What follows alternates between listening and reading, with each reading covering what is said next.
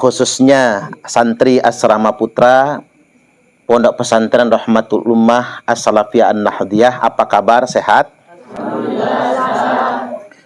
Jadi Anda sedang belajar dan jangan pernah takut salah, dan jangan pernah takut tidak dapat juara.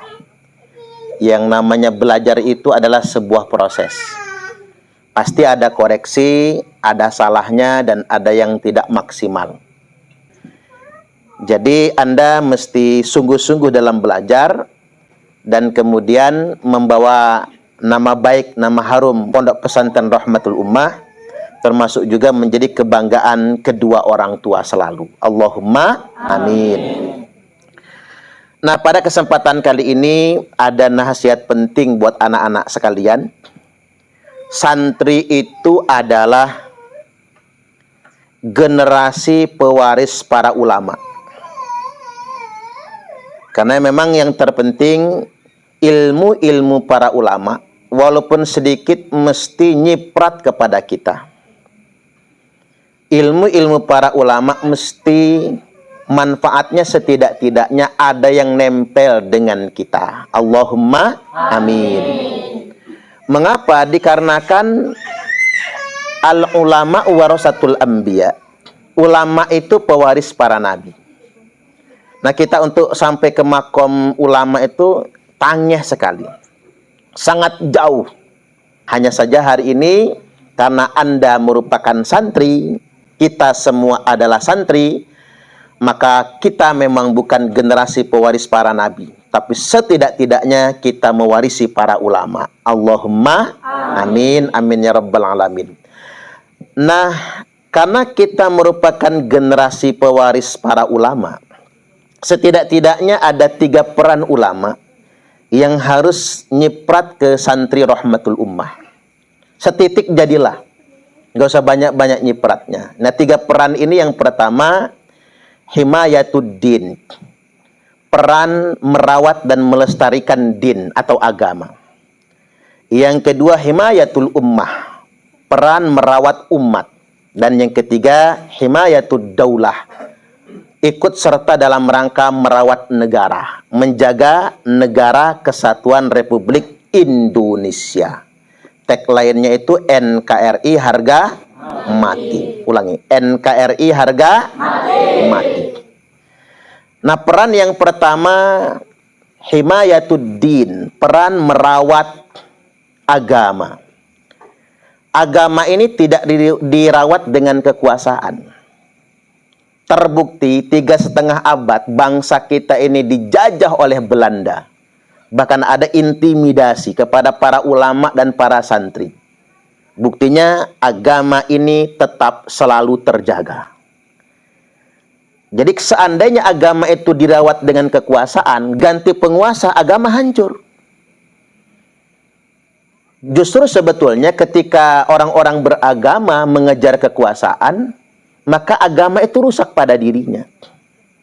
Oleh karena itu, yang harus kita sadari, menjaga agama itu bukan dengan kekuasaan. Bahkan menjaga agama itu bukan dengan kekayaan. Jadi walaupun orang Islam itu berkuasa semua, agama belum tentu terjaga.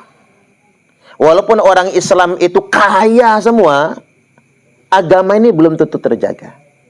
Jangan-jangan kalau orang Islam itu kaya semua, kita jadi kapitalis. Jadi seperti orang-orang beragama di Eropa. Begitu mereka kaya, sejahtera, menguasai kapital, agama ditinggalkan. Maka banyak rumah ibadah di Eropa itu dijual. Mengapa dijual? Kosong isinya. Karena orang-orang kapitalis di sana nggak mau lagi kenal agama. Nah, jangan-jangan kalau orang Islam ini kaya semua, masjid bisa kosong loh. Jangan-jangan. Karena mengapa? Hidup dalam iklim masyarakat kapitalis. Dia merasa hebat, dia merasa cukup segalanya. Kalla innal insana la yatgha ar-ra'ahu istaghna. Memang itulah manusia.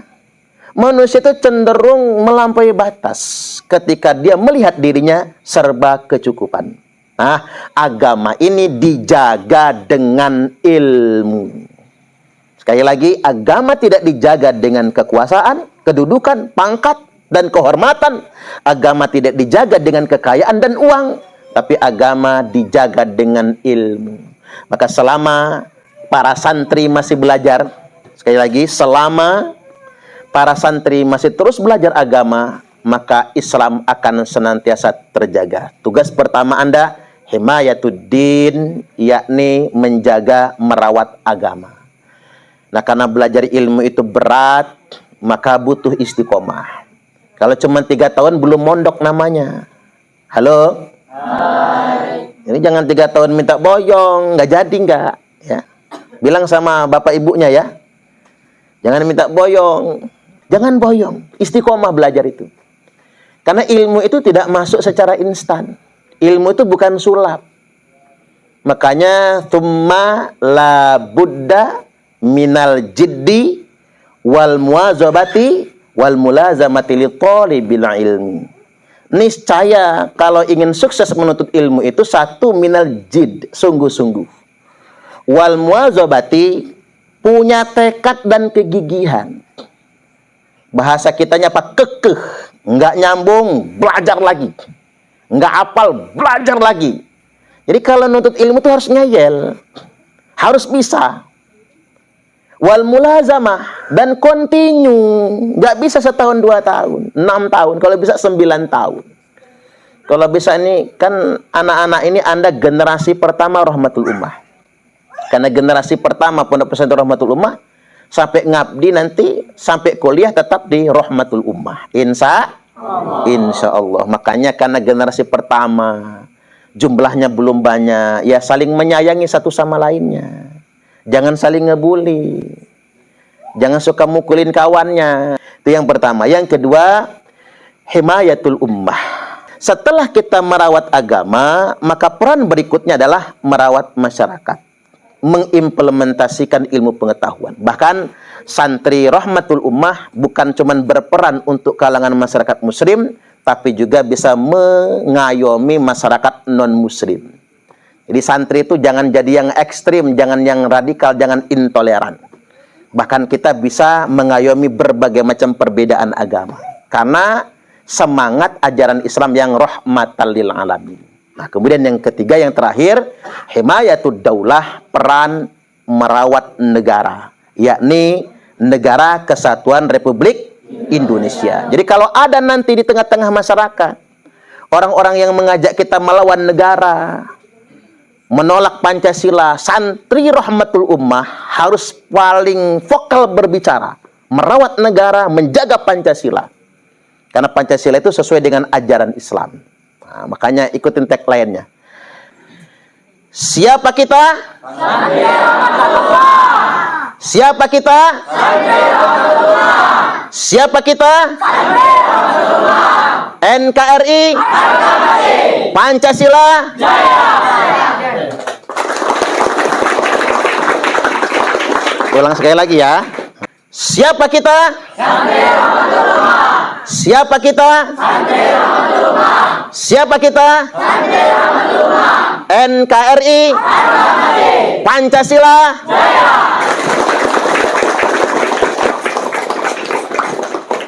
Baik, wallahul muwaffiq ila aqwamit thoriq. Wassalamualaikum warahmatullahi wabarakatuh.